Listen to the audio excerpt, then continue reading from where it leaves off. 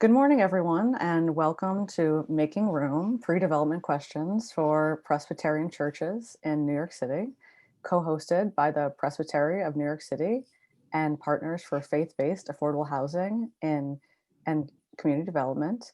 I'm Kate Toth, Executive Director of Bricks and Mortals, which is a member of the partnership. I'll be serving as moderator today, and thank you all so much for joining us. Rhonda, I don't know if you want to bring up the PowerPoint now so we can see the agenda. I wanted to start off by letting you know that around half of all Presbyterian of New York congregations are registered for this event, a really impressive number, which also shows just how much interest there is in this topic. As the agenda shows, the event is 2 hours long, and it'll be structured in 3 sections, which is with a short Q&A after each section. Please put your questions and any comments in the chat box. My colleague, Rondalee Davis, will masterfully handle those questions during each Q&A. Our first section is an introduction to opportunities and engagements with the Presbyterian of New York City. Our panelists are the Reverend Dr. Robert Fultz Morrison. He is the Executive Presbyter of the Presbytery of New York City. The Presbytery has more than 11 language groups among its 90 congregations in the 5 boroughs and 11 worshiping communities. Reverend Fultz Morrison has served as a pastor in the Presbyteries of New York City, the Twin Cities area, Newark, and Albany, and as a presbytery executive in Central New Jersey. Nathaniel H. Christian III is currently serving as chair and president of the Commission on Mission, Budget, and Corporate Responsibility on the Board of Trustees of the Presbytery of New York City. He's a member of the Eastchester Presbyterian Church in the Bronx, where he has served on the session and in many other capacities. Professionally, he's an attorney with over 30 years of Wall Street experience. He is also co-founder of Castle Oak Securities, one of the nation's leading African-American-owned investment banking firms. Finally, Roger Leaf is an elder of the First Presbyterian Church in the city of New York, where he has served as the president of the Board of Trustees, church treasurer, and chair of the Finance Committee. He currently serves on the Board of Trustees of the Presbytery of New York City, where he is chair of the Budget and Finance Committee and a member of the Investment and Audit Committees. He also serves on the Investment Committee of the Sailors Snug Harbor, one of the nation's oldest charitable foundations. He has written about and advised nonprofits on transportation and urban planning issues. Mr. Leaf is a retired Wall Street banker who over a 40-year career worked on acquisitions. Now I'd like to hand it over to Robert Fultz Morrison for an opening blessing.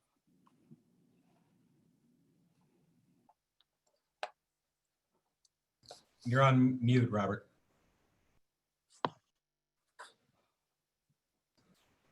Back on mute. Can you hear me now? Thank you. Perfect. Thank you all for coming on board with today's presentation, you and the Presbytery of New York City and the visitors that are with us. Thank you, Kate and Rondalee, for setting this up so we can do this presentation today. So first, let us begin with prayer. Gracious God, we give you thanks for this day and for all the days that you have made room in your life for us. You have shown us who is our neighbor that we are called to love as much as we love you and love ourselves. And so as we come into this time of this presentation, we ask that you use the resources of our very lives, the resources of our churches, so that we too can make room for our neighbors, the neighbors we're called to love in your name. We thank you for the example that Jesus has given us, and for this we pray in his name. Amen.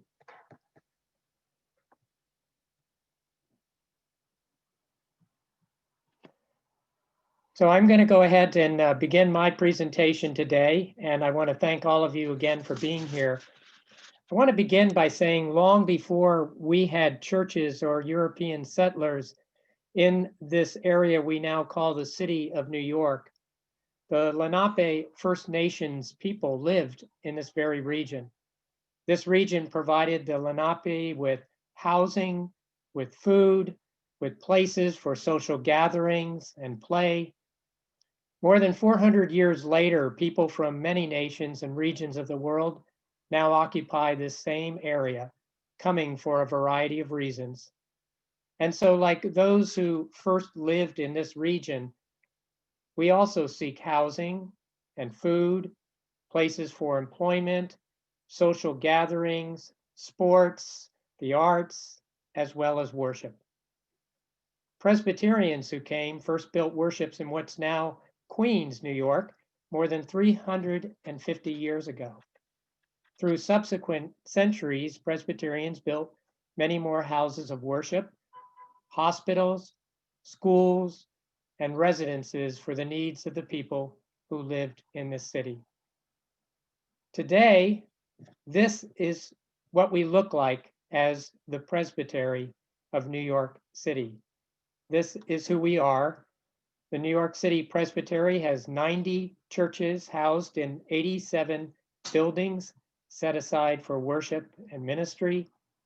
A few of our churches and most of the 11 newer worshiping communities that we have share space in either the same building or meet in other facilities or even in a home. Now, Protestant congregations once dominated this city. In the past century, as immigration and demographic patterns changed and wages failed to keep up with the cost of living here, some of our congregations moved locations, merged with others, or closed, while other religious organizations built or rented storefronts in the same communities. I want to say that one consultant that has studied congregations stated that unless the leadership and the congregation find a way to remake or redevelop or rebirth themselves, the average lifespan of a congregation can be only 80 to 100 years. And here's a diagram showing that period of growth and thriving, sometimes followed by a period of declining and struggling unless there's redefinition, redevelopment, or rebirth. Now, I know many of our congregations today are stressed by the cost of maintaining buildings that once housed larger numbers of congregants. With human and financial resources diminished, choices are made whether to employ pastors, support ministries in our communities, or just pay for maintaining the building and insurance. With property as a real value in the city of New York, developers are watching you. They're eyeing opportunity to acquire city real estate.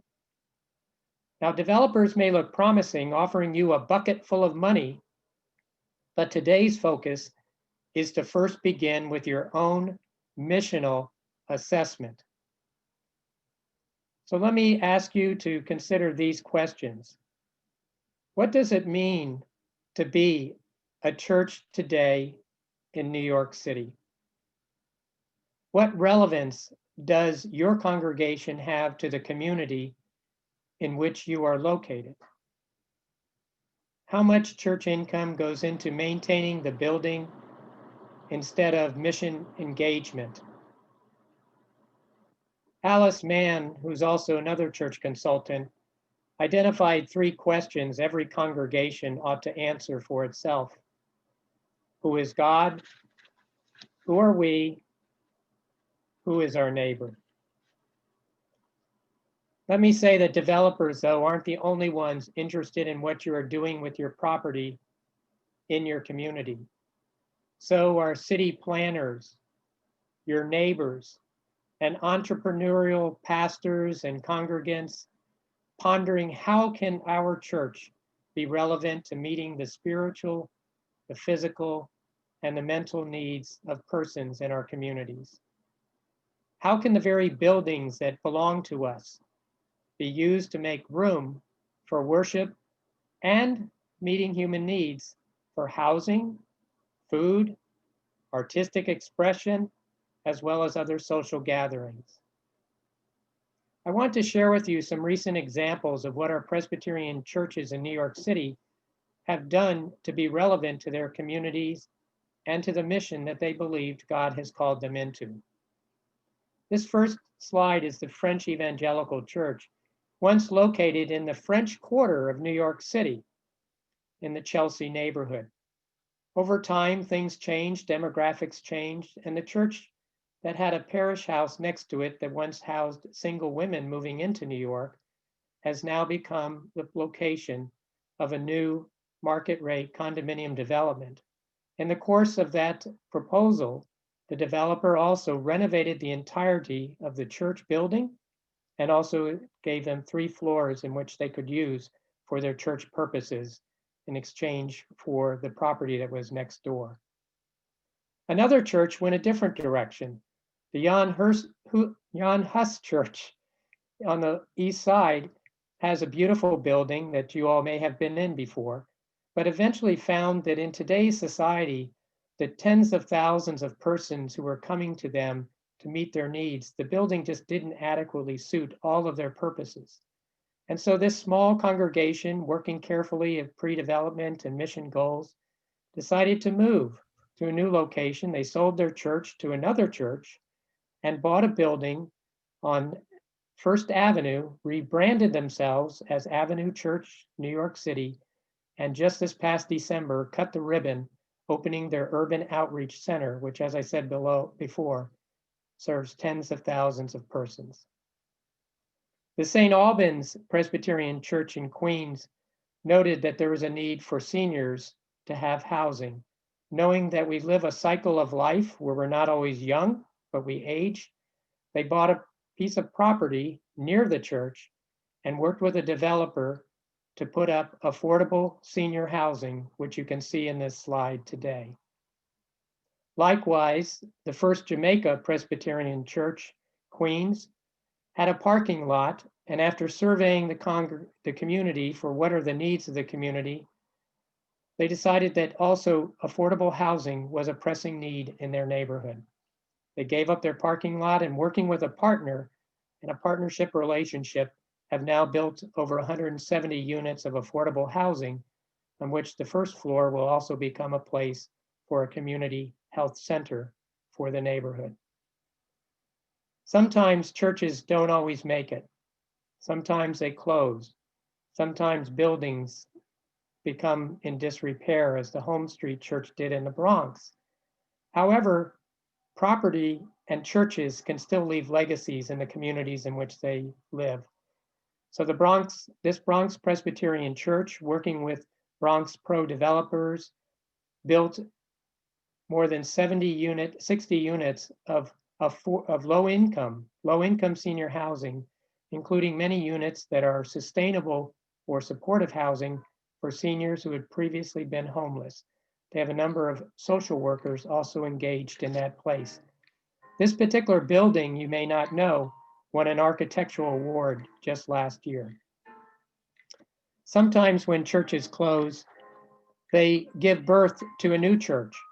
The Prospect Heights Presbyterian Church left as its legacy a building in which a new worshiping community started by and for the incarcerated has now moved into this building, known now as the Church of the Gethsemane, which also houses a Jewish synagogue.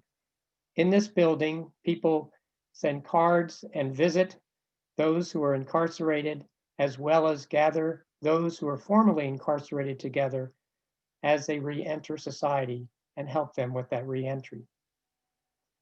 Maybe not all buildings need to be rebuilt, but one church in Harlem, the Rendell Memorial Presbyterian Church, decided that it's needed to address the amount of homelessness that it found in its neighborhood, using its former fellowship hall now as a 7-day-a-week place where those who have no housing can find housing. This very church also established a pilot program with the Department of Homeless Services in New York City, which helps to provide financial support for this very program to go 7 days a week.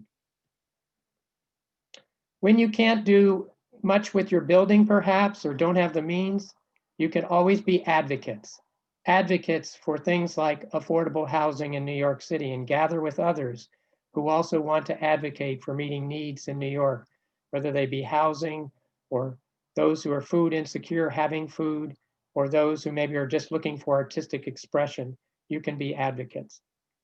Let me say in closing, the corona pandemic can also be seen as a portal for us as Presbyterian congregations to decide how and whether through individual or collaborative relationships, we can utilize our buildings and property so that they are places that not only welcome persons, but make room for them. We might have to repurpose our buildings for multiple uses, making room for them to be more relevant to our mission and to the real needs of the neighbors that have grown dire in this pandemic and in our neighborhoods. So the goal of today's presentation is to help churches know what their options are and what missional pre-development and planning needs to happen first to make room for repurposing your property for community engagement. I thank you for being part of this, and may God so encourage you and your congregation. Thank you.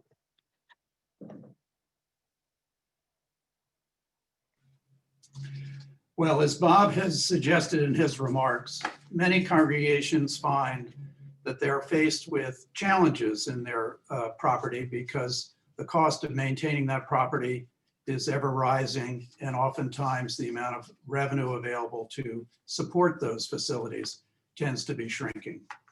But it's important to realize that church's property, while it's often its most expensive liability, is also its most valuable asset. The challenges we face is to make the best use of that valuable asset. What we can do is to maintain and maximize the use of that with the goal of being good stewards of this property in the furtherance of congregational mission. The opportunities that we face fall into two general categories. You can use your property to endow your future or in meeting community needs. First, in talking about endowing your future, this is best approach for smaller properties such as a manse or other underutilized property that may have limited development potential. It can provide financial resources for the maintenance of worship space, for repurposing other useful space of the church, or endowing the building's programs and mission. Meeting community needs is an opportunity to partner with a developer on a project to specifically address the needs of the community that you are committed to serve. This is best for properties with greater development potential and has an opportunity for larger projects. Endowing your future requires monetizing physical assets, or it's an opportunity to do so, but in assessing the opportunities, you must first look at how your property is used today. Have you done an appraisal? What are the land use restrictions on that space? The financial stability of your organization is also something of strong consideration. And perhaps most importantly is the leadership team. This is an important consideration because the scope of projects that you can take on is only within the realm of what your leadership team can handle. These projects often take many years to execute, and as a consequence, that team needs to be committed over the long term to do some of the more aggressive projects. Finally, the goal of this is mission consistency. What are the long-term goals and objectives of your congregation? Before taking on any project, this is an important question that needs to be answered. In meeting community needs, the primary focus of this webinar is really heavily dependent upon community engagement. What are the most critical needs within your community? How do you partner with those faith-based, with what other faith-based community and activist groups are doing in the community? What is the congregation's past and current connection to the community, and what are the capabilities of the church's leadership team. There are advantages to taking this approach, even though it's a more aggressive approach, because there's the opportunity to make a significant impact on the community in a way that wouldn't be available to the church without this major commitment. But it requires active engagement in project design and ongoing operations. However, it's important to realize that the requirements of projects like this involve significant technical and management expertise at the congregational level. As a consequence, there's often a high degree of risk with these projects, and projects can take years and often require community and government approvals. The most important issue here, I think, is to understand the need for leadership at the congregational level. Even with projects where a development team can be brought on board with competent attorneys, developers, finance, and planners, there is still the important leadership role for the congregation itself.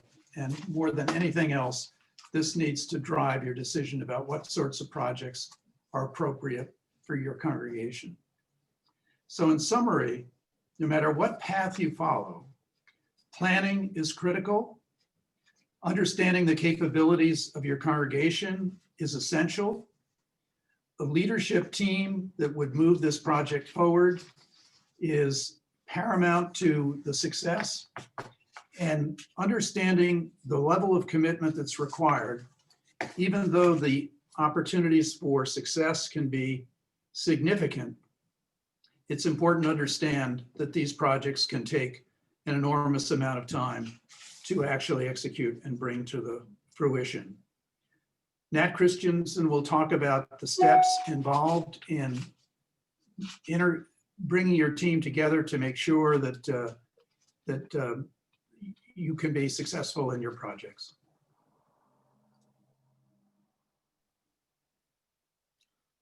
Thank you, Roger and Bob.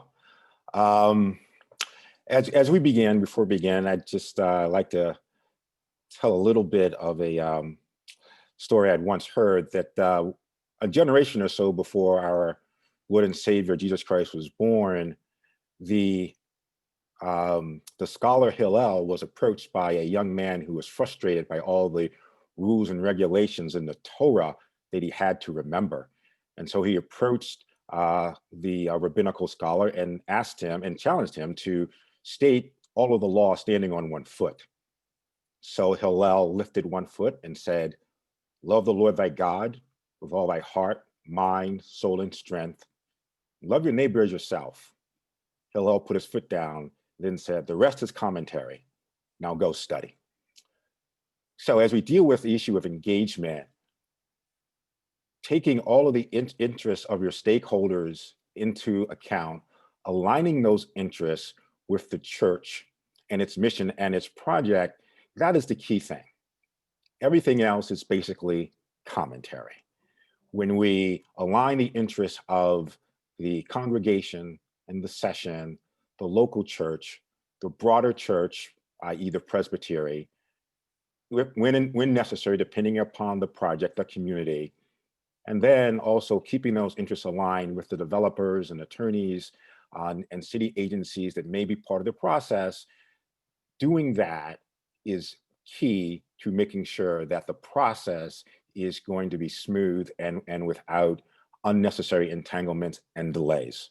So let's look at the polity and the practical. So my presentation will basically divide it up into those two parts. So let's take a look at the polity first.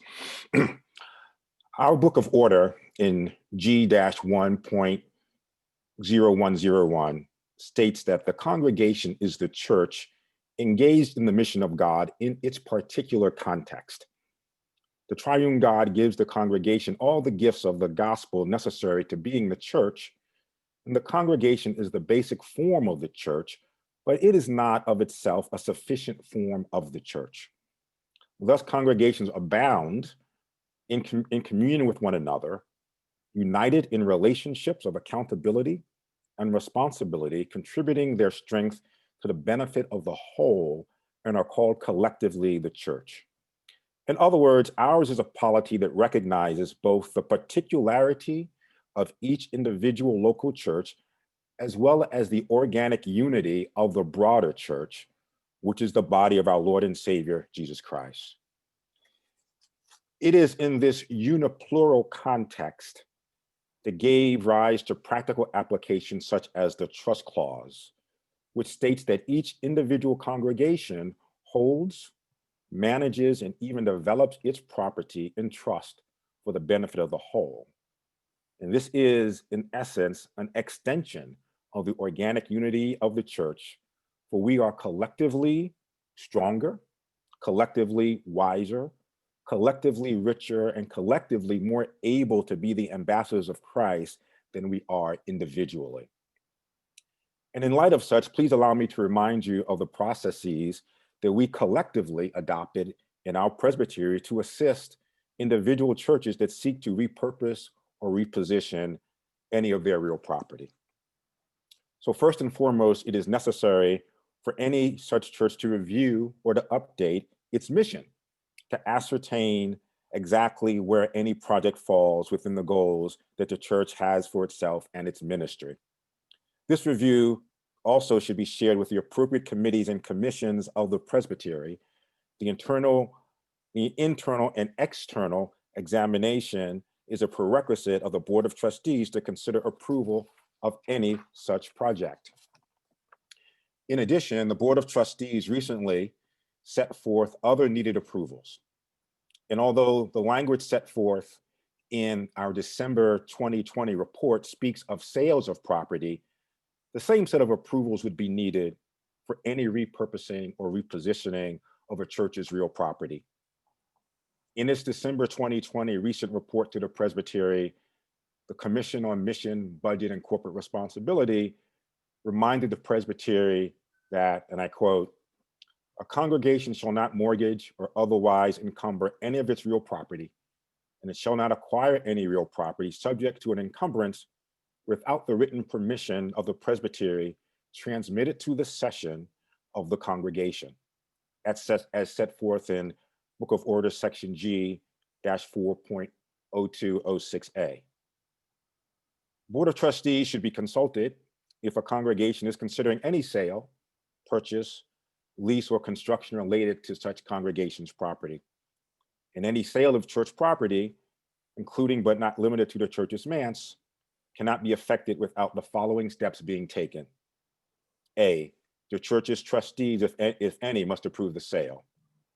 B, the church's session must approve the sale. C, the church's congregation must approve the sale. D, the Board of Trustees must see written evidence of steps A, B, and C, and must review the contract of sale. If and as and when the Board of Trustees issues with the sale are resolved to their satisfaction, the Board of Trustees would recommend to the presbytery the approval of the sale. E, the Board of Trustees or the presbytery must approve the sale. And then F, the New York Supreme Court must see written evidence of step E, and then the New York State Supreme Court must approve the sale. Well, what does all that mean practically?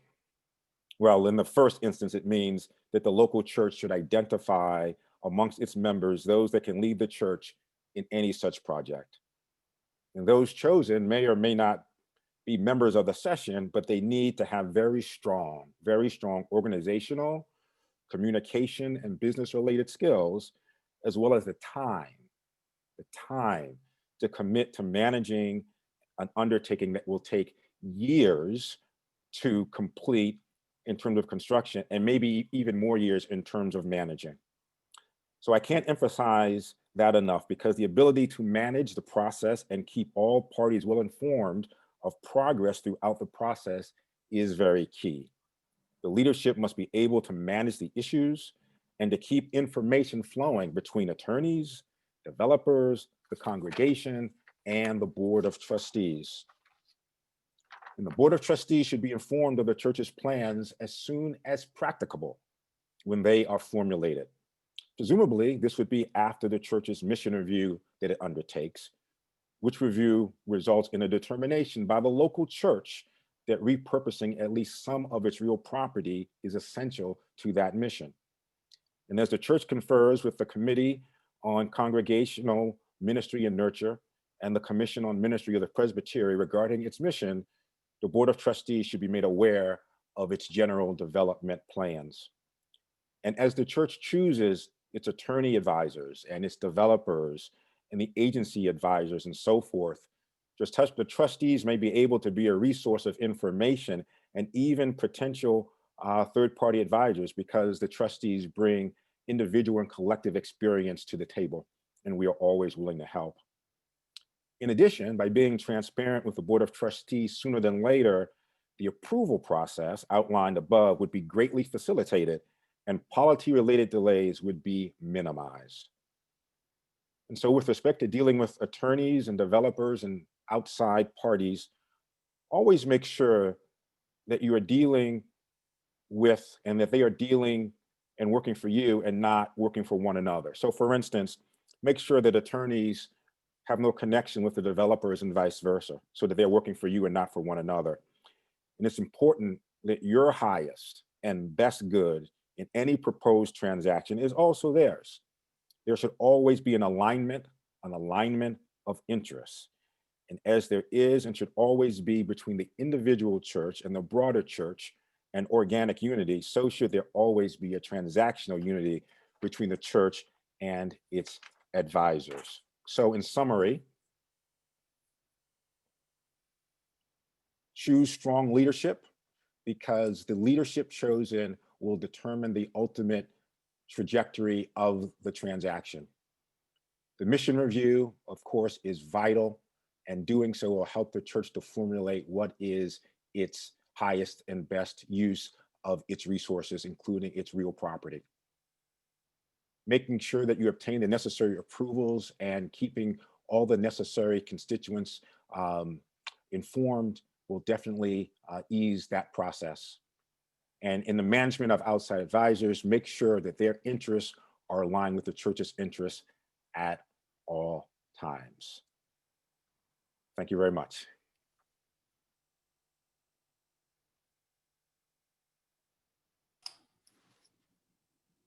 Thank you so much, Nathaniel. Thank you, Roger, and thank you, Robert. To our attendees, if you have any questions, please feel free to send them to us in the chat, drop them in the Q&A box, and our speakers or panelists will be more than happy to answer.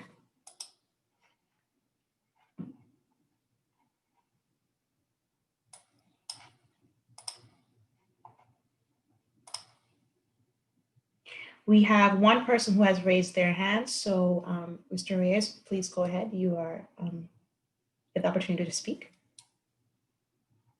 I do believe you're muted.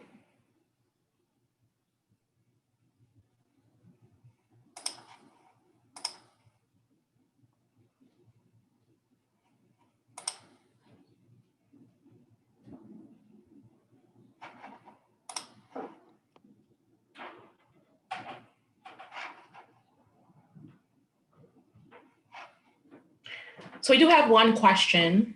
This question is, are trustees available to help in the evaluation process? The answer to that is absolutely yes. And this is a question from Mr. Quarter. We have another question, says, can you elaborate on why the endowment approach is best for smaller transactions? Roger, you're still muted.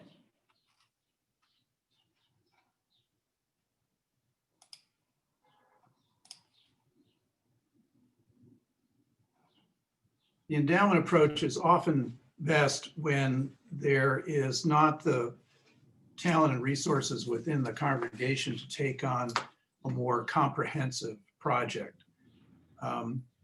Selling a piece of property, such as a manse that may have limited development potential or some other piece of surplus property, can provide funding that can be used to improve the congregation or worship space, to repurpose space for other community use and so on, or to provide ongoing funding for projects and community programs.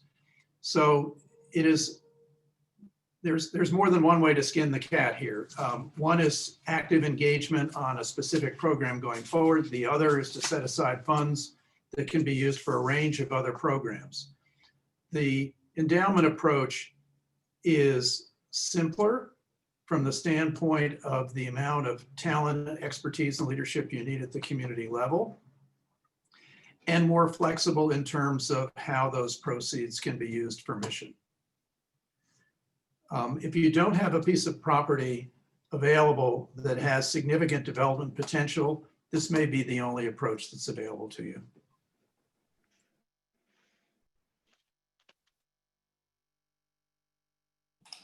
Thank you.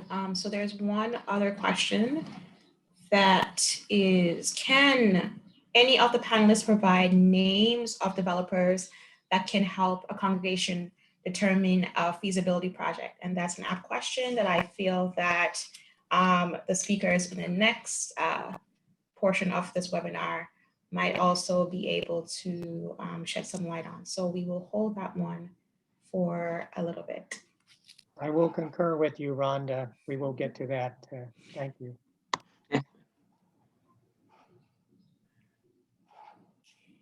And I believe that's all the questions that we have right now. So Kate, feel free to introduce our next speakers. Great. Thank you so much, Rhonda, and everyone for your questions. The second section is an overview of the work of the Partnership for Faith-Based Affordable Housing and Community Development. Reverend Peter Cook serves as Executive Director of the New York State Council of Churches, which represents 7,000 congregations across the state of New York. In his pastoral roles, he has been a strong advocate for the development of affordable housing. He currently serves as Vice President of the Interfaith Affordable Housing Collaborative and is directing the Council's Who is My Neighbor Community Development Initiative to help faith institutions use their property to better serve their town. Mark Ringberg is the Executive Director and co-founder of the Interfaith Assembly on Homelessness and Housing. Since the Assembly's establishment in 1985, Mark has been addressing homelessness through advocating public policy solutions and other strategies in partnership with an ever-broadening network of faith communities, other advocates, housing and service providers, elected officials, and those who have experienced homelessness. Take it away.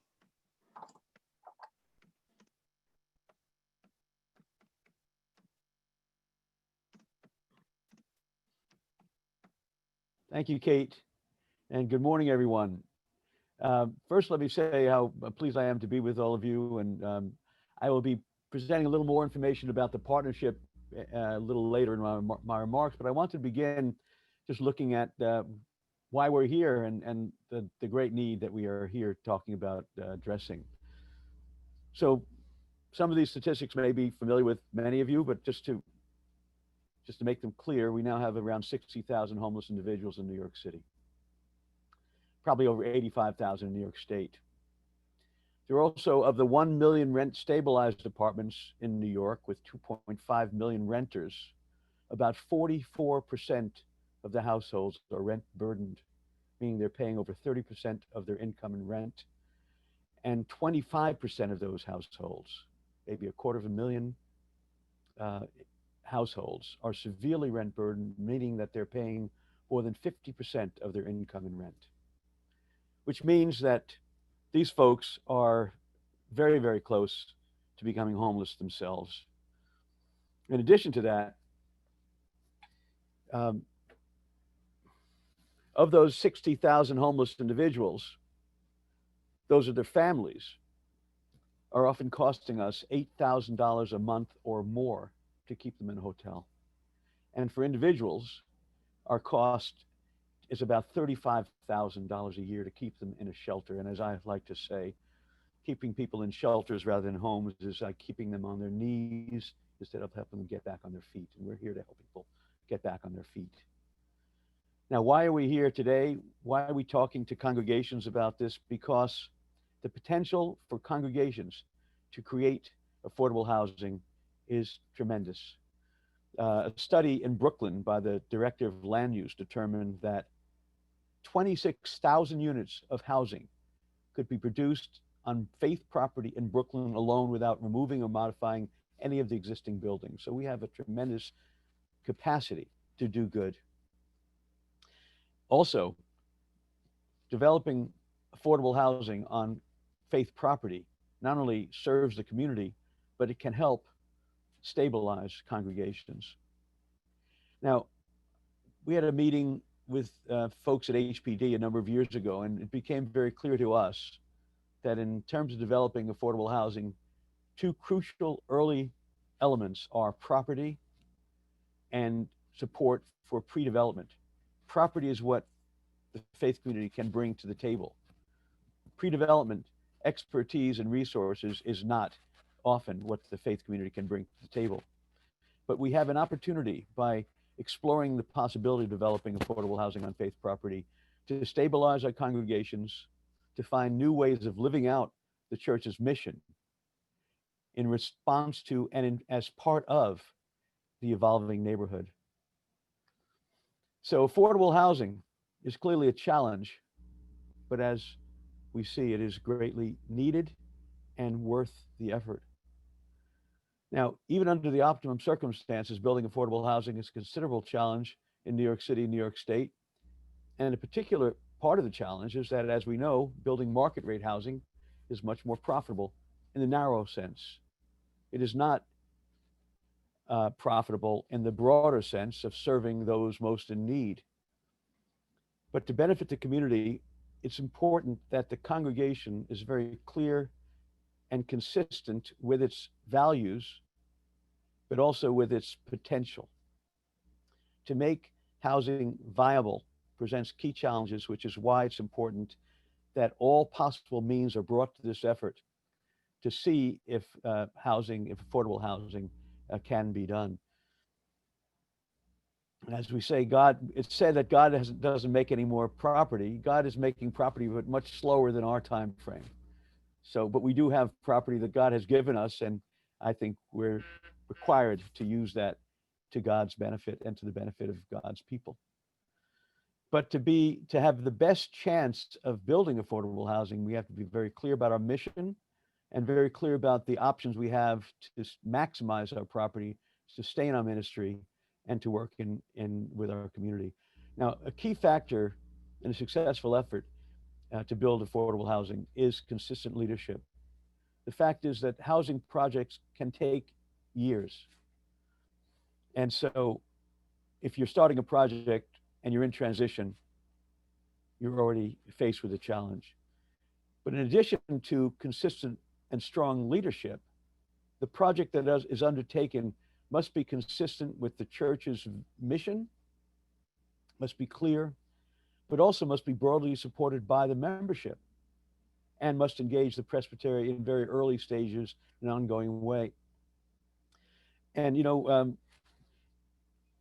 as I say, involving the community, there may be certain needs that the church members are aware of, but unless you really engage the community and determine what the needs are of your neighbors and of the city, you will likely not be nearly as successful as you need to be in engaging those potential partners who will be needed to bring the project to a successful conclusion. Now let me take a moment to introduce the Partnership for Faith-Based Affordable and Housing and Community Development. So the partnership is made up of 4 entities. The Interfaith Assembly on Homelessness and Housing, which I'm the director of, and we've been around about 35 years. New York State Council of Churches, which Peter Cook, who will speak right after me, is the director of, which has been around since the late 1800s. And Bricks and Mortals, which Kate is the director of, which has been around 4 years in process. And the Interfaith Affordable Housing Collaborative, which was established about 3 years ago. But as an entity, we are only about 6 months old. So though many of our partners have been doing this work for many decades, the partnership itself is new. And we are in the process of learning how to be most effective. And on behalf of the members of the partnership, I want to say how pleased we are to be working with the Presbyterian of New York City in doing what we consider holy work. So the partnership was established to assist congregations with evaluating their property and mission and connecting them with the expertise and resources to help them to develop affordable housing. As I mentioned before, key components, necessary but not sufficient components in developing affordable housing is one, having property, and two, having the early resources to help determine what is possible to do with your property. And this is why the partnership was established, because many congregations with property don't have that expertise or don't have the resources needed to develop the expertise, to develop the plan. Obviously, it's very hard to, as the man at HPD said to me, it's easier for us to find the $10 million to develop housing than it is to find the $25,000 or $50,000 to figure out what housing you want to develop. So that key element, that gap funding, that helping to figure out what it is you want to do, is the gap that the partnership looks to fill. Now, Peter will be going over in a moment the processes that we have developed in working with congregations to help you determine how to move forward. But let me say that it is possible that in looking at the options, the congregation will determine that affordable housing is not the best use of its property, and that's fine. We want to help. In effect, we want to be sure that no congregation makes a bad decision with regard to its property. We see our clients, in effect, as the congregation and the people in the city in need of affordable housing. That's who we serve. The partnership does not charge for our services. And the partnership is also engaged in looking to find other resources within the faith community and within the housing development professional community in general to bring more resources to the table to assist congregations to get to the point where they can decide to build affordable housing or decide to do something else with their property. Now, also, let me say, as Bob mentioned earlier, not everyone is in a position to develop affordable housing, but everyone is in a position to promote policies that will develop affordable housing.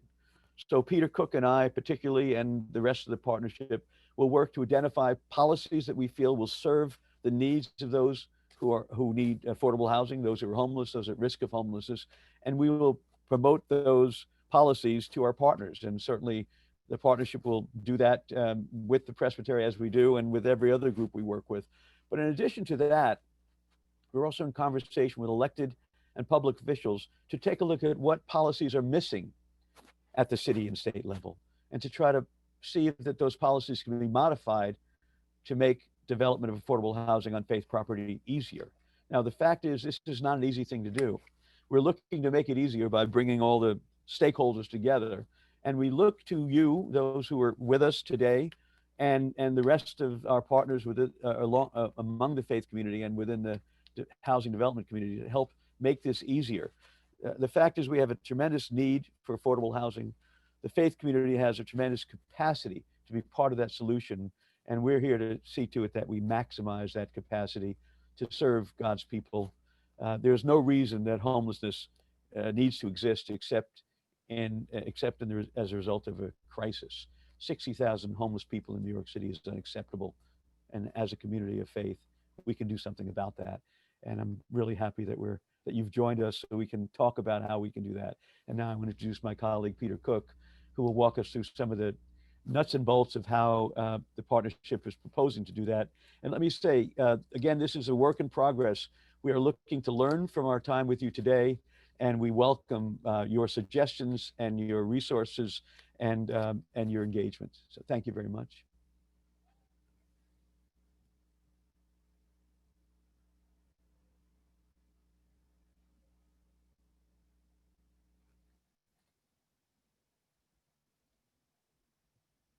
I think, Peter, you're on.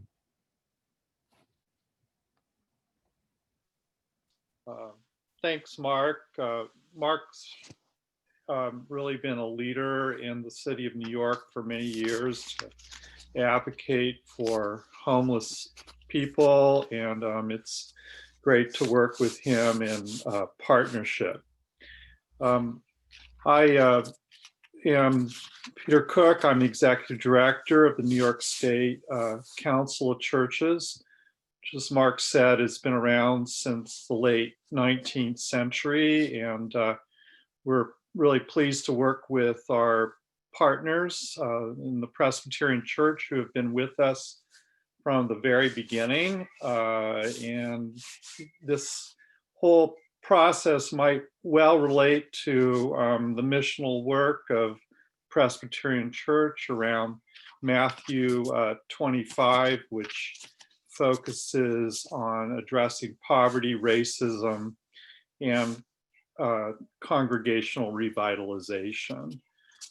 So we'll hope that what we offer here is consistent with the Presbyterians and seeking to be a Matthew 25 church. One other thing, I'd just say that as a pastor in my first church, I showed up with a property that was $450,000 in debt and a work site which had been abandoned by the developer in a half-built sanctuary. By the end of my ministry there, we had managed to figure out how to build a 22-unit affordable housing development. So I'm just here to say that this is very possible, but you need to be very tenacious in your leadership as you seek to develop your property. Really 5 phases that we look at as part of our pre-development process. The first is that we really urge a church to form a team of leaders.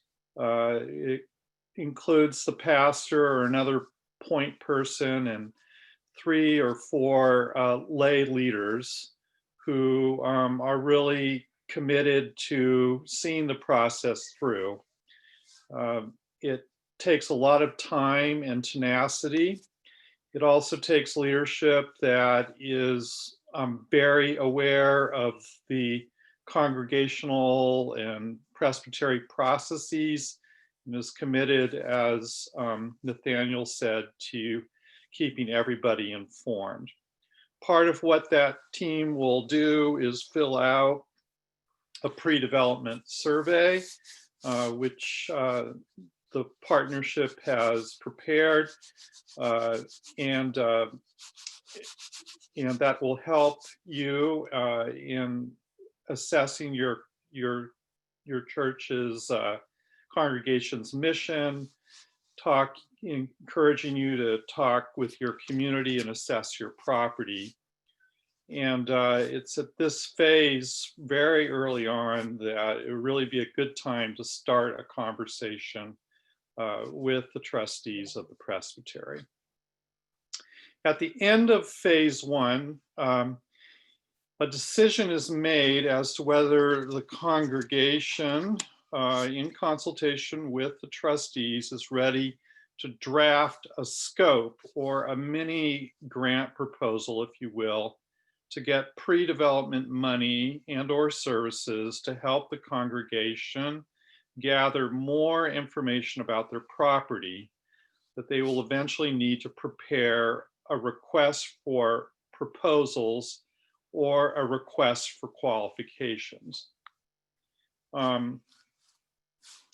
If a congregation has not reached out to the presbytery at this point, they really must do so. But again, we urge consultation with the trustees at the very beginning before you move on to phase 2.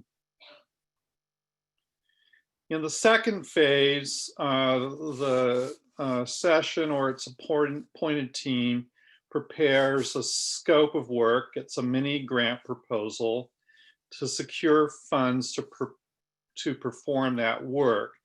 The scope should be designed in consultation with a land use attorney. Most churches have an attorney draft a scope for congregational approval. Those funds and/or in-kind expertise can come from a variety of places, including your congregation, your denomination, the funds provided to us by Trinity Church Wall Street, enterprise community partners, and other entities. And once the scope of work secures funding with the review of the Presbytery's trustees, the work of gathering that information begins. And that information gathering would include, but not be limited to, an updated appraisal, which includes assessment of the property based on property uses, an in-depth zoning study, facilitated conversations with neighbors and officials, an architectural massing study, title search and legal analysis of the property, an environmental analysis, and a real clearly laid out process to ensure that decision-making is clear and it's mission consistent. Once that information's assembled, the attorney and others will meet with the leadership team and representatives of the Presbytery to evaluate that information and then decide whether the congregation is ready to move to phase 3, which is to write a request for proposals or a request for qualifications. It's really, really important during phase 2 that a potential developer does not pay for the congregation's attorney, experts, and representation. The church should never, ever sign an agreement of any kind with a developer until they have completed phase 2 and also phase 3, where they assemble the information into an RFP or RFQ with the approval of the Presbytery's trustees.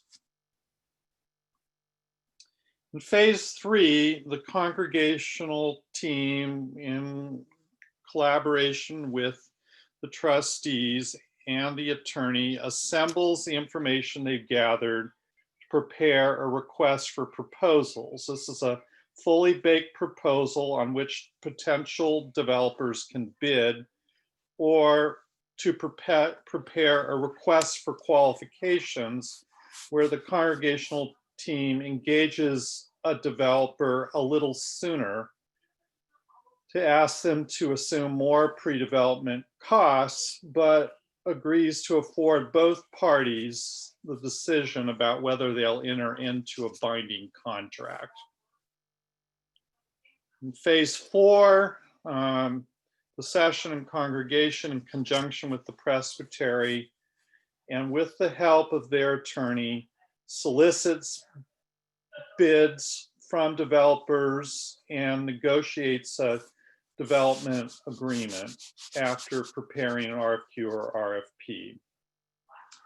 And finally, the congregation in phase 5 and the developer proceed together to secure financing for the project, establish site control, prepare designs, and enter into the development process. So if I could just make 5 quick observations based on what we have learned. Number 1,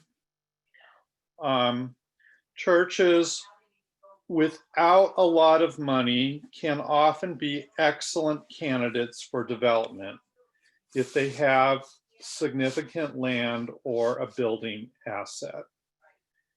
Just because your church might have more resources than a poorer church does not necessarily mean that a wealthier church is in a better position to develop its property. It's much more about what you can do with your property and your leadership and not so much about what you have in your bank account.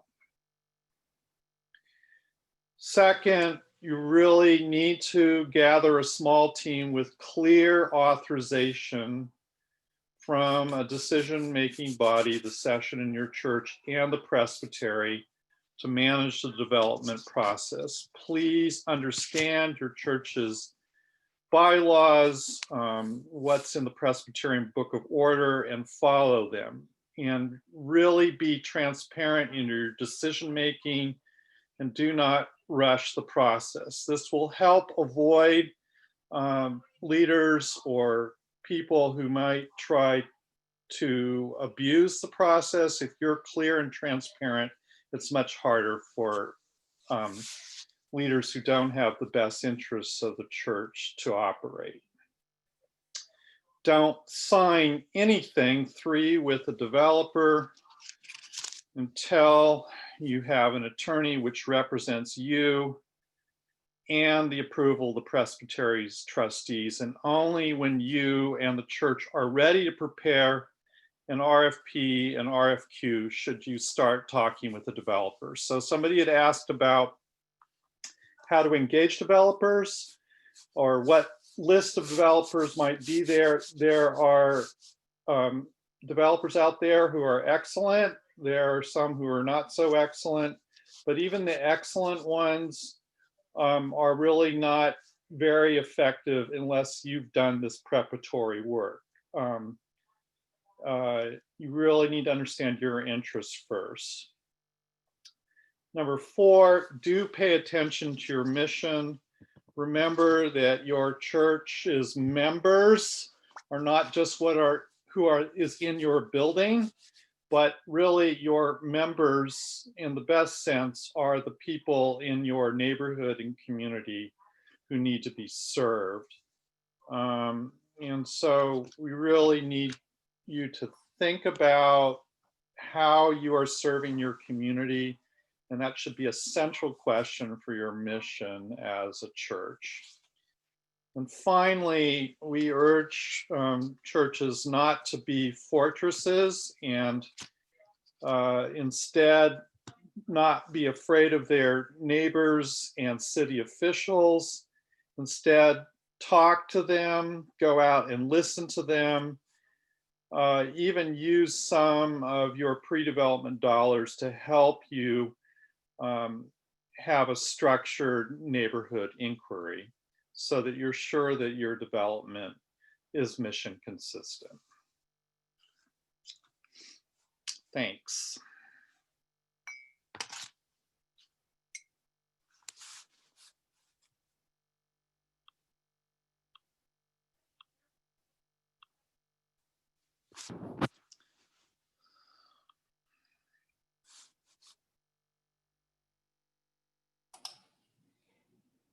If there, excuse me, if there are any questions for Mark or for Peter, please drop them in the Q&A or send them along in the chat.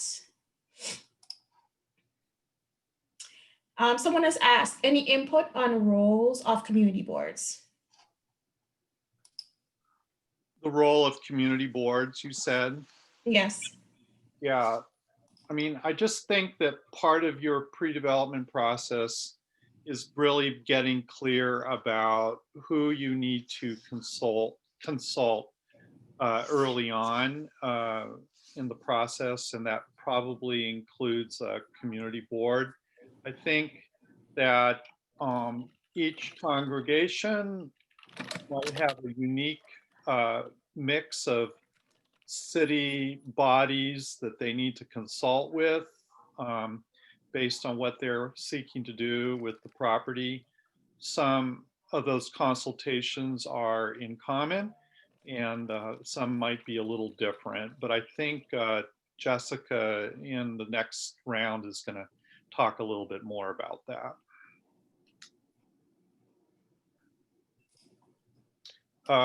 Yeah, I'm just seeing, and what about the borough president and landmarks commission? Yeah, that's part of it too. But again, having a clear-eyed sense of who to consult with when based on your property is really important. Like, is your property landmarked or not, for instance? I see a question from Dave Mammon about the partnership and how it was established and how it works. And let me just take that a bit. As I said, the partnership developed as a result of a conversation with Trinity Church when we said this is what we'd like to do, and they said we'd love to support you. We'd like to support you as a group. So then, those of us that were working together informally decided we would formalize our arrangement and received a grant from Trinity Church, and we now have $86,000 in our pre-development fund, and we're working with other entities that have another few $100,000 in their fund, as well as a lot of technical assistance. So it was established specifically for the purpose of providing pre-development support for congregations in the interest of developing affordable housing. It is an ongoing process. As we said, we're talking with folks from the UCC fund, from the United Methodist Church City Society, from other groups, to really pool our resources and pool our information to make sure that, in effect, no church property is poorly used, and that every property that could be used for affordable housing is used that way. So this is why we were established, and again, it's an ongoing process. We're very excited to be working with the Presbyterian. Let me say that Bob has been part of our effort for a number of years, been a great partner, and it's terrific that we're doing this with the Presbyterian. We plan to do this with other denominations as well as other faith groups. And can I just say that the reason we got into this whole thing is because we wanted to avoid having churches get into development deals because they were desperate or because they couldn't afford to do their pre-development work. And so we ended up having developers paying for things that too soon, which bound the church's interests. So our goal is to provide pre-development money and resources so the church can do an unencumbered inquiry and be an informed consumer when they get into a development agreement. So we try to work collaboratively with other funding sources to be sure churches get that unencumbered assistance.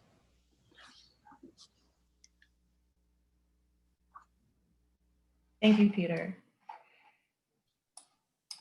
I think we have one additional comment. Oh, someone was just saying that it's great advice. So we do have one question here, and it is on how to determine the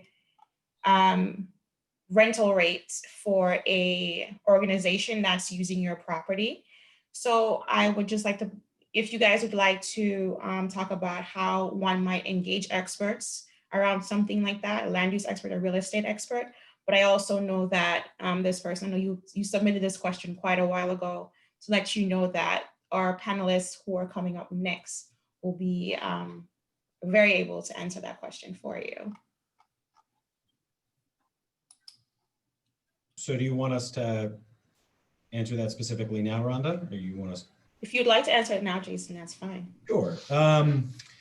So I think that you're asking the question, what will the market bear? But before we get there, right, I think the entire, if you want to call it thesis or philosophy of this presentation is how to balance income with your church's and community's needs, and that only you can decide that. So the short answer is you can charge whatever you think is appropriate. So there's frequently sliding scales based on the size of the organization, what they're able to pay. It could be open book process, et cetera.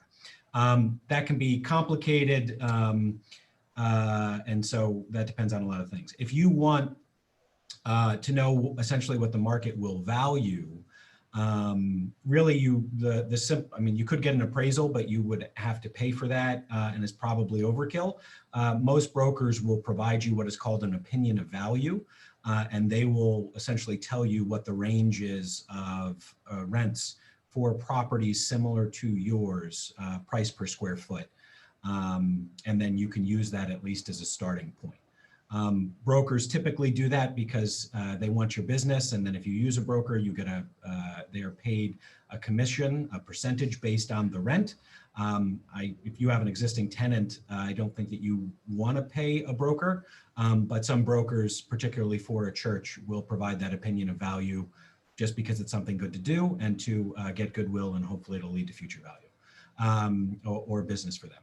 And so we, and I think others on this call, could certainly help establish those relationships and help get an opinion of value, if that'd be helpful. Thank you, Jason. And happily, Kate, if you could, we have no more questions. So if you could go ahead and introduce our last two panelists. Thank you. Yeah, absolutely. And thank you everyone for your questions so far. Hopefully they've all been helpful for everyone to hear. So for our last section, two very helpful attorneys with Goldstein Hall, you had a preview from one of them, the section is legal and land use considerations for development. Jason Labate is an attorney focusing on faith-based development, not-for-profit law, affordable housing, and community development. He is a frequent presenter on faith-based and nonprofit real estate issues and is co-author of Changing the Paradigm, Creating Scale and Keeping Local Expertise in Nonprofit Affordable Housing Development, published in the Journal of Affordable Housing and Community Development Law. Jessica Loser's practice is split between land use law, zoning, faith-based development, not-for-profit law, and affordable housing financing. Jessica represents a wide range of not-for-profit, for-profit, and religious corporations through the various stages of real estate evaluation, development, adaptive reuse, or sale. Great, thank you, Kate. And you can see from our pictures, and you'll see from, I guess when Jessica talks, Jessica has made it through COVID okay, and clearly I have changed greatly from my picture. This is post-COVID attorney. So before I forget, and before we jump into this, and I'm going to have a pretty fast pace, and I apologize for that, but there's a lot of information I want to get to. There was a question about developers doing a feasibility study. And I don't think we particularly touch on it here. We can touch on it more in the Q&As. The point, it's been said before, and I want to say it again, the church ought to have professionals that represent just it. And even getting an exploratory massing study or potential by a developer can create some sense of obligation or expectation on either side. And so there are pre-development resources that the partnership discussed and that are available. And I think you can get what you're looking for without going through developers by having your own professional team. Okay. With that said, I wanted to start with this HALO study. So this was conducted by Partners for Sacred Places and I think the University of Pennsylvania. And I just want to reset a little bit because there's a lot of discussion about the need of churches for capital and some of, for lack of a better term, the weaknesses. And I just want to sort of reset the paradigm here and say, yeah, there are needs. But it is because, frequently because churches have been providing great services for a very long time and have substantial deferred capital needs, but that they are still immense contributors to the community that can actually be quantified. And so you can see there's an example here of Judson Memorial Church, which is next to NYU. And you can see that the value to the community in an economic sense of the services that it provides, either through purchases of its patrons or the services that replace governmental services that would otherwise be required, is almost $10 million. And Judson has real needs. But this is critical, I think, in advocating for your church, whether you have it for your church or not. The general concept is very powerful when you're talking to stakeholders. Next, please, Rhonda.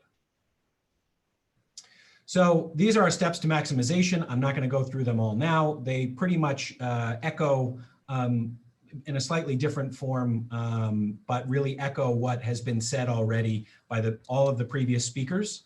And more detail of this is available on the New York State Council of Churches website. And so I won't go into depth here. Like I said, I really just want to give you a smattering, and for lack of a better term, start to, I guess, broaden your imagination while setting your expectations as to what this process looks like and what the possibilities are. Next slide. So here we're going to focus on steps 2 and 4, right? Gathering your documents and implementing reconnaissance, and then evaluating what your possibilities are. We're not going to do it here because we don't have a case example, but I'm going to show you what some of the techniques, strategies, and possibilities are that you want to consider. Next slide. This is just an example. What do you own, right? So this process is not going to look the same for everyone, depending on whether you're in the countryside, whether you have a landmarked property, or whether you're a corner or storefront church. Next slide. This is just an example of some of the documents that you might expect. They'll be very old. They might be very arcane and difficult to decipher for you, but the point is you should gather everything you have, and then you can walk through it with your team of professionals, because you want to err on the side of over-inclusion. And this you should do if you're considering anything with your real property. Next slide. So these are some of the questions that you should be asking. Ownership, right? I apologize for the sirens. How do you own your property, right? Do you own it directly? And so you want to see your deed. Is it in the name of your current congregation, or is it perhaps a predecessor? Is it in fact owned by the Presbyterian of New York City? We've seen that in other hierarchical churches. Or is it perhaps owned in an affiliate, a not-for-profit, secular for reasons for funding or otherwise? And then importantly, are there restrictions on your property, right? So you want ideally to have the deed for your property so you can identify whether there are deed restrictions that require the property to be used for worship exclusively or in part. And how is that going to impact what your development plans or use plans are for your property? Are you landmarked? Is your property either landmarked or in a landmarked district? Jessica will talk more about this, but there are benefits and there are burdens from landmarking. And I won't tell you which I think is greater. And then every site that Jessica will talk about has zoning and building code limitations and restrictions. Do you have a survey, and what is your zoning right is related to restrictions? And then organizationally, you really need your corporate documents. You need your certificate of incorporation, bylaws, and then you need to confirm, do your practices line up with what your documents say, and do they need to be changed? And importantly, this is a very long process, right? In the shortest term, I would guess it's probably 18 months in most cases. If you're doing a simple lease, perhaps it can be done in several months, but if you're doing development, it's going to be years. You want to make sure that your team is there and will persist.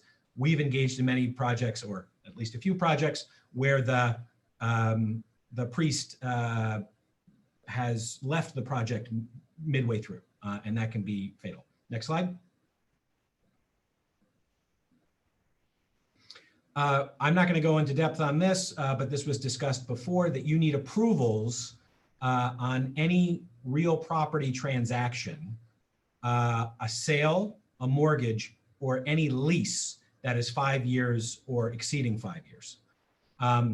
A lease that is less than 5 years statutorily, that's by New York law, does not require any approvals.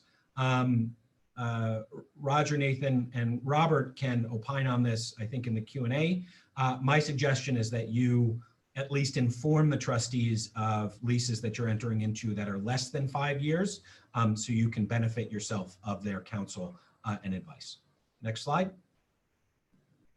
This is just reiterating that by law, New York law, you have to go through the process that Nathan laid out, Nathaniel, excuse me, that you have to get approval by the presbytery, and then you can and have to pursue New York State Supreme Court approval. Typically, Supreme Court approval is ministerial, but they want to make sure that you've met the statutory requirements, which are that the transaction is fair, reasonable, and in the best interest of the religious corporation at the time the transaction is made, which usually requires an appraisal and evidence that you're getting fair consideration or an explanation as to why you're not getting fair consideration. For instance, if you're pursuing a missional purpose and selling to or leasing to a not-for-profit, charitable, or religious organization. And typically, if those are satisfied, then the Supreme Court will approve. Next slide. So this is I think, where everybody's interested and where the action is, right? So you need to evaluate your property, what your needs are, internal and external. And this sort of speaks, Roger spoke to this very articulately, it may not be right, earlier, which is, do you have financial needs or are your financial needs satisfied, and can you turn to church missional and community needs? And what is your appetite for risk? And so it's what you're going to do is really going to be determined by those needs and wants. And then external, and there's not enough time to talk about it here, but perhaps we'll do a 2.0 version of this. My apologies. There are resources out there for particular secular programs, but that's going to likely require a partner and land use agreements, leases or sales or joint venture agreements with those partners. In terms of value, we talked about this internally. What is it worth to you? If you use your parish hall 5 days a week, but only in the evening, well, to replace that will be costly for you. You need to make sure that that's maintained, for instance. So even if it doesn't have a high economic value, it could have a very high missional value or worship value to you. And then external things that you can do to value your property is an appraisal, which we talked about. There are listed here several different types of appraisals. A broker can provide an opinion of value, which I mentioned. And then you can do something which is called asset-based community development or asset mapping. And Partners for Sacred Places has a lot of information on this on their website, but it can be undertaken by anyone, which is really just convening the community to determine what the community needs, what it has, and how this property can fill that need. Next slide. This is just an example of who the stakeholders are that can help you support you and create opportunities. So lenders, partners, grantors, and governmental sources. Importantly, these are different from your professionals. You should have your professionals lined up as soon as possible to help you explore everything that I've laid out. Most critically, I believe in an attorney because they have a fiduciary obligation to protect you. But frequently architects, financial consultants, and construction consultants. Next slide.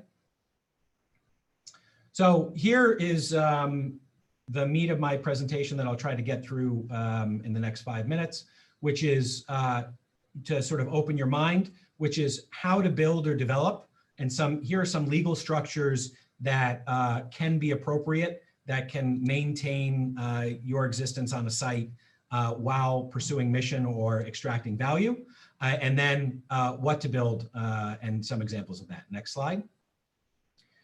Very simply, this is how a ground lease works. A ground lease means that you retain ownership of the property, but you are leasing frequently for 99 years, the right to develop the property and to own the development on the property to a partner, right? Trinity Wall Street has done this, is the shining example of this, and they have very regular income. Although you could be paid up front or you could be paid after the fact. Thank you. So example here is the landowner has a ground lease. Next click, Rhonda. You can see the developer provides money to the landowner, and then next click, the landowner provides development rights to the developer. And then if the developer is good and you don't have the Great Recession, this happens. Next slide. Right, you have a wonderful building, which may or may not include church space, but for which you've extracted value. Next slide. A lot split is pretty straight ahead, and I'll give you an example of this in a project. But if your lot exists, if you have one lot now, subject to zoning and building restrictions, you can in fact split your lot so that you can retain a portion of it and sell a portion of it. And we've done this in several situations. Architect needs to be intimately involved in this. It does not have to be done prior to going to market. It can be done in partnership with the developer and putting the cost, go back, Rhonda, one slide. It can be done in concert with the developer. So you can see going from one lot to two, a transferred lot that is sold and then a retained lot. Next slide. A condominium, so if you sold your entire lot, this is an example from the exterior, it looks just like one building. Next slide. But you can see inside of it, and then you can, 3 clicks, Rhonda, you can see that there is 3 condominiums inside this building. And in fact, what's contemplated here is that the church is going to sell and create affordable housing into a joint venture in which it has a part. It's going to retain the church section of it, which it's deceiving. It's actually much bigger than this angle shows you for its worship and missional activities. And then there's a community facility condo, which is anticipated to be a health clinic that's income producing. And so this is a very creative strategy. Next slide. And then what to build. So are you going to renovate? Are you going to develop, repurpose? Are you going to transfer air rights? Next slide. So this is St. Anne's and the Holy Trinity, who is a client. They have a landmark church, so you can't newly develop, not that anybody would want to, and it has a benefit and burden that Jessica is going to speak to. Next slide. So they partnered with St. Anne's School, which actually was grown out of as maybe an early not-for-profit secular affiliate of St. Anne's and the Holy Trinity, but has its own existence and is really not tied together. St. Anne's School needed space, and so entered into a 4-year, 11-month, and 29-day, right? The triggered period is 5 years for needing approval. So they entered into that period of a lease with St. Anne's School, and St. Anne's agreed to renovate the office spaces and the parish hall as part of the deal. And it really was a magnificent win-win for both. Next slide. And then, of course, you may know St. Anne's Warehouse began in St. Anne and the Holy Trinity. That relationship had mixed reviews. There are 2 sides to every story, sometimes more, but that was an example of a partnership with an arts organization that had benefits as well as drawbacks. Next slide. Those are both robust examples. The Ali Forney Center partnered with an Episcopal church in Queens to convert their basement, essentially their parish hall, into transitional housing for LGBTQ youth. And it did not take a whole lot of startup, not a whole lot of imposition, but was hugely beneficial. And the next slide, that relationship has led to, next slide, Rhonda, has led to a partnership for development. You can see on the left-hand side here, where they're actually trying to build longer-term supportive housing for LGBT youth on the adjacent site. I don't recall whether this requires a lot split. Next slide. So this is an example you can click through of a school that, this is not a religious property, but this was a landmarked property that ultimately, after 10 years of pre-development, has become affordable housing, and it leveraged low-income housing tax credits and historical tax credits to create, I believe it's something like 70 units of affordable housing and a Boys and Girls Club on the first floor. This was unused until it was renovated. The Boys and Girls Club was in a property next door. A huge win, but a hugely long timeline. And there were many sort of trade-offs to get to this point because hugely expensive. Next slide.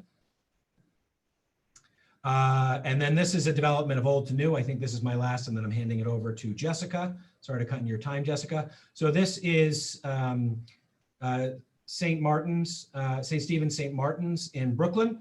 You can see on the left-hand side of your screen, this is the lot. The church is on one side of the lot, and then they had 3 false starts in trying to construct a new sanctuary.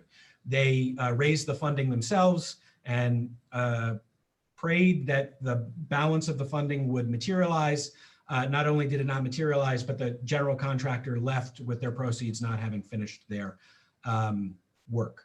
So after many false starts, we entered into an agreement for a lot split.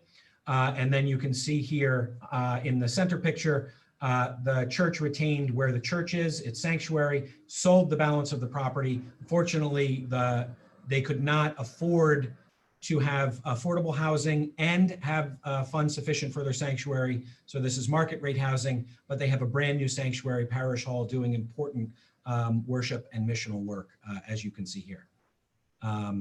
Next slide. And over to Jessica to walk you through zoning, landmarking, and governmental approvals and agencies. Thank you, Jason. And good morning. I think we're still in the morning.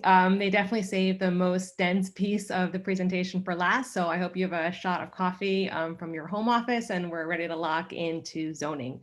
I'm going to go through a couple of different concepts about zoning and land use so that as you begin to imagine what you'd like to do with your building, which is your congregational home, you can think about what is allowable based on the governing regulations. So starting with the very, very, very basics, you can see on this slide different types of zoning property lots. There are different regulations that apply depending on where your lot is located, whether you're on a corner, a mid-block, or if your lot goes all the way through.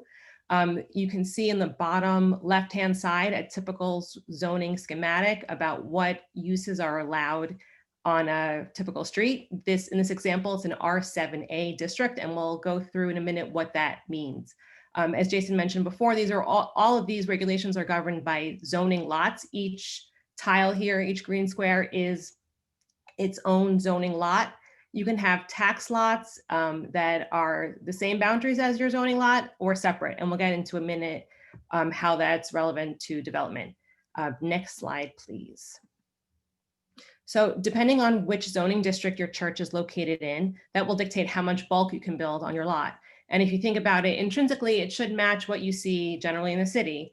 Each of these buildings here represent what you could typically build in a corresponding district number. So R for residential, R1 to R3 here on the left, you have single family or 2 to 3 family houses without much else around. And then as you get to the mid numbers, maybe you'll see some commercial on the ground floor, the R6, R7s, R8s are low-level apartment buildings, and then all the way to the right where you have very tall buildings as you would typically find in the Upper West Side, Long Island City, downtown Brooklyn. So it's important to know what number district you're in as an indicator of how much development your zoning lot can accommodate. And equally as important as what district you're in is the ever ubiquitous FAR or FAR. Next slide, please. FAR stands for floor area ratio. It's the equation by which you can figure out how many square feet of building you can fit on your zoning lot by multiplying the size of your lot by your FAR number. So an easy way to think of this is that if you're in a district with an FAR of 1 and you have 1,000 square foot lot, you can fit a building of up to 1,000 square feet on that lot. What I like about this slide is that it shows how flexible FAR can be.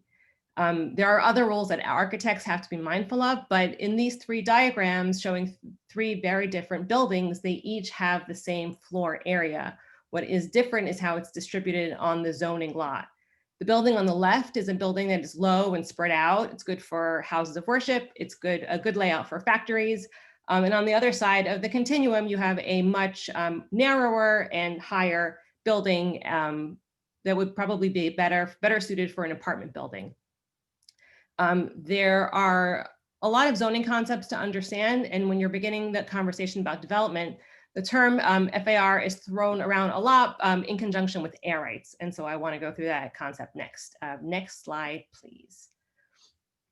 An easy way to think about air rights, and my apologies if we were in person, I have a very helpful and unique Lego presentation that I like to give, but we'll have to settle for virtual for now. Air rights are, they exist sort of hovering over buildings. They are, They are for buildings that have not been built to their full FAR potential. This is very common for a lot of different reasons. A push for maximizing a building's FAR as akin to leaving money on the table is a very modern idea. So buildings that have been built a long time ago were not necessarily pushed to the max building envelope, as it's called. And also many houses of worship were built a long time ago when their zoning in their specific area looked very different. In any case, it's easy to think of air rights as your building's development potential. So for example, if you're in a district that allows a 5,000 square foot building and your house of worship is 3,000 square feet, then you have 2,000 square feet hovering over your building. And those are your air rights. Technically, in the zoning resolution, it's referred to as unused development rights. And the law allows, with very strict guidelines, for you to sell those unused development rights. And here are the rules. It has to be to an adjacent zoning lot, and those lots have to be adjacent for at least 10 feet. And you can think of some backyards that are sort of near each other, but in a sort of awkward way. That touch has to be for a minimum of 10 feet. You can't cross zoning district boundaries, and you can't create or increase a non-compliance, either in the old building or in the receiving site. That means that any uses that are grandfathered can't transfer their grandfathered air rights to another zoning lot. And also, if the only way the new building could be developed would create a non-compliance by like covering windows or wouldn't create enough yard space, then the air rights transfer wouldn't be approved. The mechanism by which the unused development rights are transferred is called a zoning lot merger. And the agreement that dictates that zoning lot merger is called a zoning lot development agreement, or also known as a ZELDA. What the zoning resolution allows for is for these two lots who are adjacent to each other to merge into a bigger, stronger, more crowded zoning lot. So in the picture on the right, the gray building and the tan building are going to create a zoning lot merger where they each keep their original tax lots, but they are now on one zoning lot. So zoning lot A and zoning lot B now become zoning lot AB. And the floor area, the unused development rights that have not yet been built, can be distributed in any way that is complying with the other zoning regulations. So as we've mentioned before, both in my slides and in Jason's slides, if there's extra space on your lot and you divide your tax lots, and then you have one big zoning lot, you can build two buildings.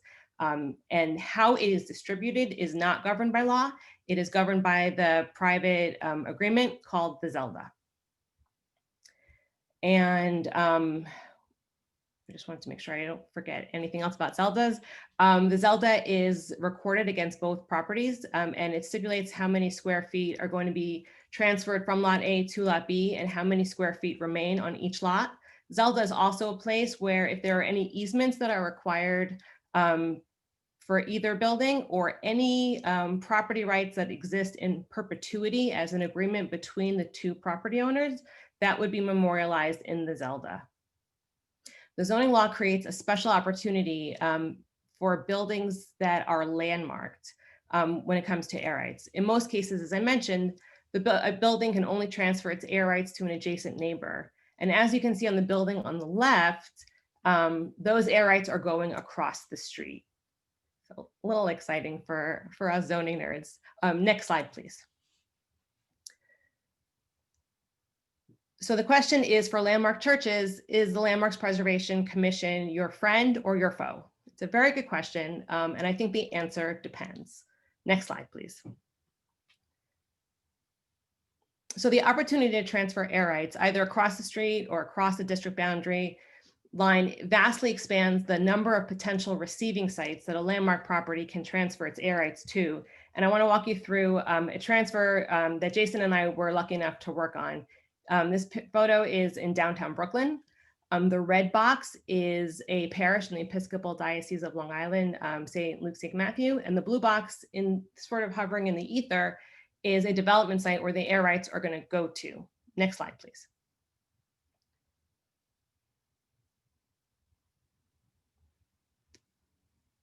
This is a picture of St. Luke, St. Matthew. It's a very beautiful facade. There was a lot of deferred maintenance, and as I'm sure you can commiserate, there was also a turnover in leadership. When we talk about what's at stake, when we talk about preserving a church, it's important that we highlight not just the community aesthetic, but also the community's heart and soul. And so next slide. Next slide, please. We're going to take a look. This is the inside of St. Luke, St. Matthew, where they had set up an emergency distribution site for supplies after Superstorm Sandy. And I think that this is equally as important, what the church can offer to the greater community as what a church looks like on its exterior. Next slide, please. This is a plot plan of what the finished building will look like. It's the blue, taller building. And you can have a better sense of all of the property lots that the developer had to hoop and jump over to transfer the air rights from the church to the development site. This was achievable through a special permit, a ULURP application at city planning. It was a long process, but being able to transfer the church's air rights provided the church with an opportunity to fix its building at a scale that it wouldn't have been able to by itself, which created a more stable home for its congregation and hopefully an expansion of its programming. Next slide, please. So here we have a happy little country church. You can tell it's a country church because it's all alone. Next slide, please.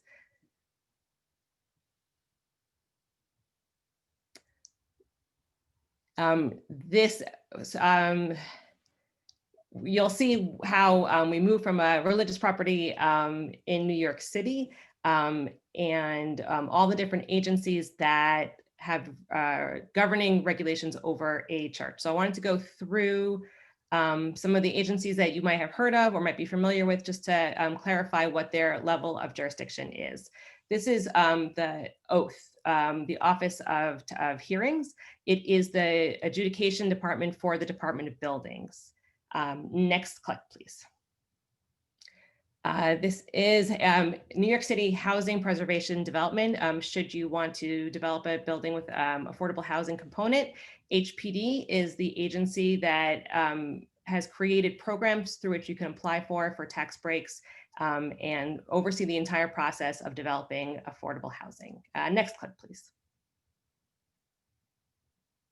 New York City Department of City Planning. This is an opt-in agency. Only if you want to file a special permit or a rezoning or get a waiver or build a gym or a nursing home, that all happens through city planning and its sister agency, the BSA. If you don't want to do any of those activities, then you never have to worry about BSA or city planning. Next click, please. Department of Fire. In addition to the obvious, the Department of Fire is also very interested in a church's public assembly permit, points of egress. And so if you ever have a fire inspection, those are the documents that the fire department will likely be looking at. Next click, please. Department of Environmental Protection is the best city-run utility company. They have jurisdiction over water, sewer, drinking, and also electricity.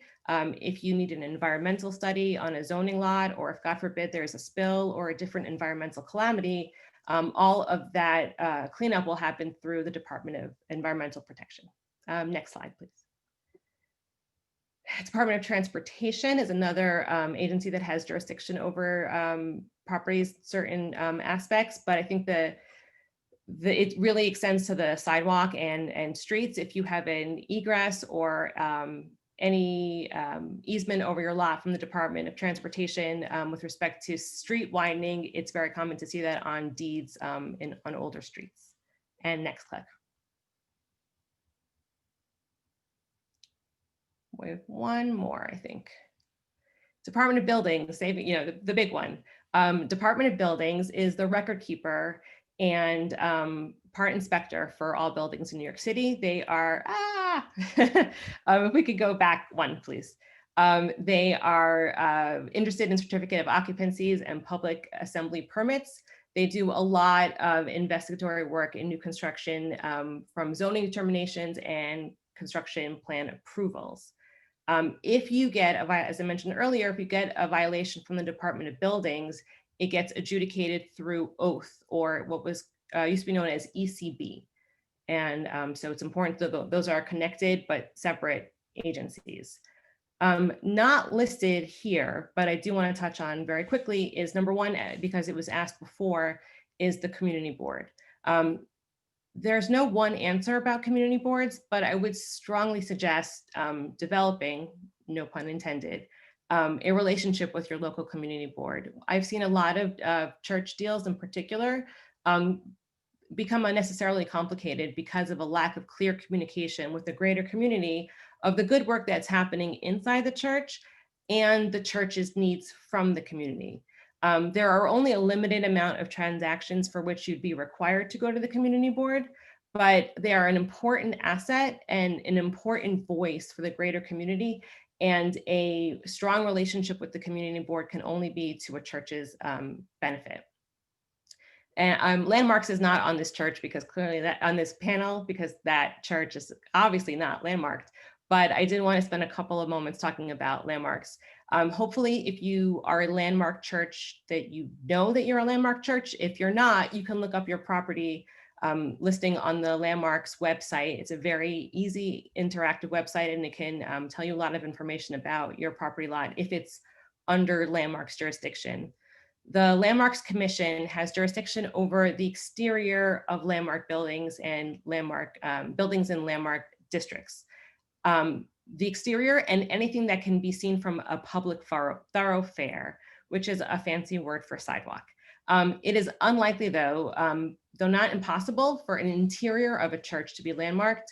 So it's usually just the exterior. Landmarking interior of a religious building bristles against church and state separation. I want to emphasize the difference between important buildings or pretty buildings or significant buildings with landmark. Landmark, and to be specific, a New York City landmark as separate from a federal registry landmark or a state registry landmark. A New York City landmark is a site that has been evaluated by the commission to be architecturally significant. In the last couple of years, the Landmarks Preservation has also begun to landmark sites of important historical events like Stonewall, but for the most part, it's an evaluation of the historical significance of the architectural features. And so while landmarking a building ensures that those historically significant features are protected, Landmarks has no jurisdiction over use or what happens in a building. Which if you look around, like in some areas, predominantly in Manhattan, you'll find a CVS or a carpet store inside a building with a beautiful colonnade detailed facade, because the outside has been landmarked, but it does not preserve what happens inside. And so to bring this all full circle, to have the beauty of the outside of your church match the inside of your church, it takes a lot of careful planning, having a lot of friends, and making use of all the resources that are available to your congregation. Thank you. I don't know if there are any questions. I'm happy. I went through a lot, so I'm happy to answer whatever's in the chat.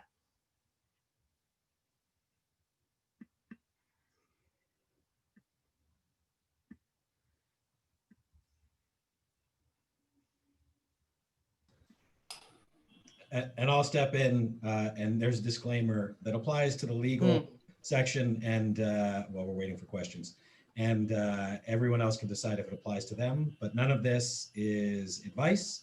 All of this is educational. You can't hold this against us. No backsies, circle, circle, dot, dot.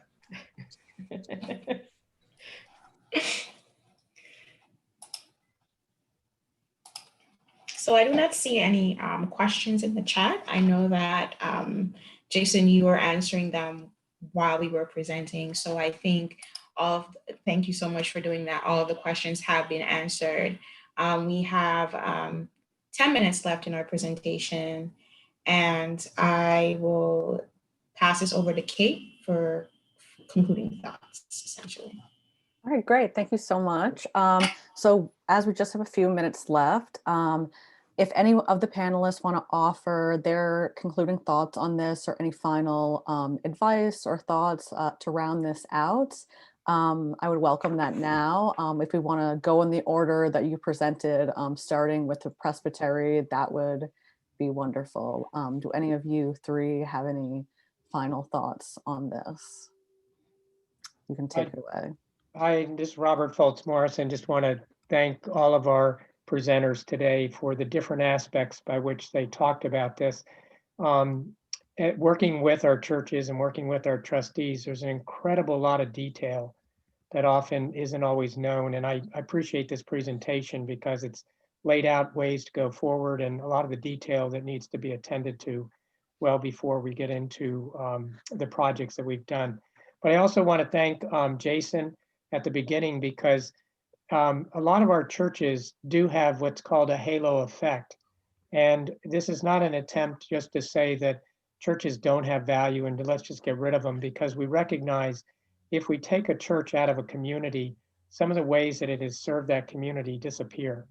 And may not be always known except through your own analysis and talking about what is our church giving the community. So there often are effects. I often have said, even going to Judson Memorial Church, I bought a slice of pizza on the way to a meeting. Well, that was an economic impact. It may look insignificant, but if I hadn't gone to that meeting at Judson, I probably wouldn't have stopped there to buy a piece of pizza. So there's many ways by which, even as volunteers, you provide incredible assets to your communities. So please recall those human assets too that you saw in the slide that was shown about what happens on the inside of St. Anne's, even during a time when we have Superstorm Sandy. It converted. And right now, there are sites that the governor's office is looking at to be sites for vaccinations. And your place may be, if it has the capacity and the quality, to be a site for vaccinations, which we greatly need. Thank you. And Nathaniel or Roger, do you have anything else to add? I think Bob covered it. All right, great. Yeah, I agree with Roger. Bob covered it very well. All right, Peter or Mark, do you have anything to add as a next step? Yes, as Jason was suggesting, so we invite every member, every attendee here and every member of the Presbytery to reach out to us. I think we're asking people to speak to contact Rhonda directly. If you would like to continue this conversation, if you'd like to work with us and helping to explore with you what the possibilities might be for your congregation, for your property, we understand this is a long process. It starts off with a conversation. Is this something you'd like to do? And then let's help you figure out what it is you'd like to do, if it's something that's possible. We're here to help. And we know that not everyone is ready now, but to begin the conversation to see when you might be ready and what you might be ready for, this is something we all need to do. As we said, this can help stabilize a congregation, help serve tremendous needs in the neighborhood, and really benefit the congregation and the community. Because I like to think that the people who helped create your church may be gone, but their values, their mission, their heart and soul and blood is in your property, is in your congregation. Let's try to live out their lives and their objectives in the work we do now. I think we have a tremendous opportunity, and obviously there's tremendous need. So Rhonda just put her email in the chat. If you're interested in continuing this conversation, please let us know, and let's see where we can go with it. And did you have anything to add, Peter? Yeah, just to build on what Mark said, when you reach out to us, the partnership, to start talking about your property, we probably would want to pretty quickly engage the Board of Trustees in the process and work closely in concert with them. We can provide technical assistance. We have a pre-development survey, and we can reason with you about what resources you might need to work through the phases. So our desire here is not to supplant what the Board of Trustees are doing, the Presbyterian Church, but to complement that effort. And the second thing I just wanted to say, because there was a question about whether, sort of the face stance of the law firm, or for that matter, anybody. I enjoy a little square root dancing now and then. Oh my gosh, I'm sorry. Siri did something weird. That just be leery of any developer or any entity that tries to show off their religious credentials as a way to appeal to you. Really what you need to know from a developer, regardless of their faith stance, is whether they're interested in listening to you and your mission and not pressuring you into some kind of an arrangement. And